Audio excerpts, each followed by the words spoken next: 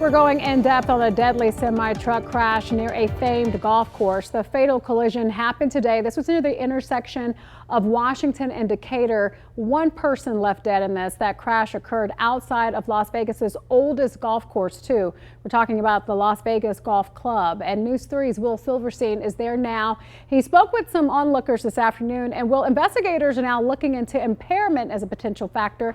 What else can you tell us? Latoya, that's exactly right.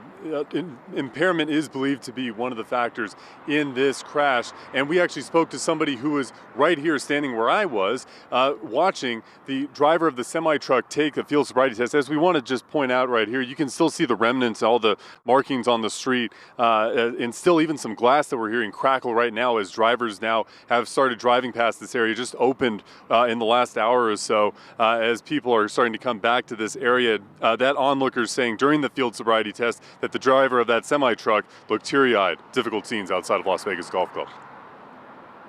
Is it tough to see something like this? It's heart-wrenching. One person is dead after a Monday morning collision between a semi-truck and another car at the busy intersection of Washington and Decatur. Authorities getting the call around 10:30 a.m. to the scene where a person was pronounced dead. Investigators say they took the semi-truck driver into custody under suspicion of impairment. Yeah, I always try to keep my distance, and wear my seatbelt and just do my best. This woman News 3 spoke with at the scene lives just 5 minutes away. She was watching as the deceased vehicle was being pulled from under the semi. She says it's the second fatal she has seen since the weekend, having driven past one on the highway Saturday.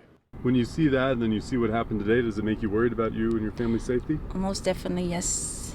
Do you worry about driving through this part of town? Yes, I do. Actually, I just stopped for gas when this happened. Tammy Capolingo's quick trip to the pump coincided just in time with the semi-truck driver's field sobriety test.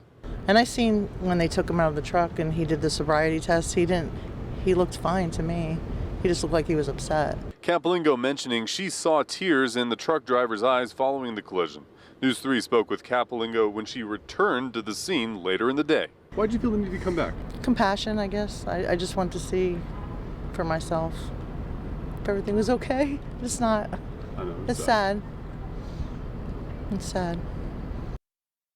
Scenes that were out this way as we were taking a look at what she was saying. And I mean, it's one of those things that she was actually somebody who works in hospice, and she sees these scenes every single day, unfortunately, from the perspective of seeing the last moments of when you're with someone for the end of their life. She says this is something like she's never seen before.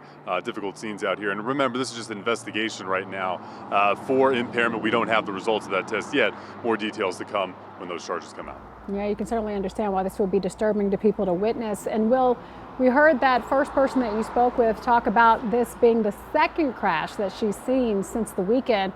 What are Metro's numbers looking like this year compared to last year?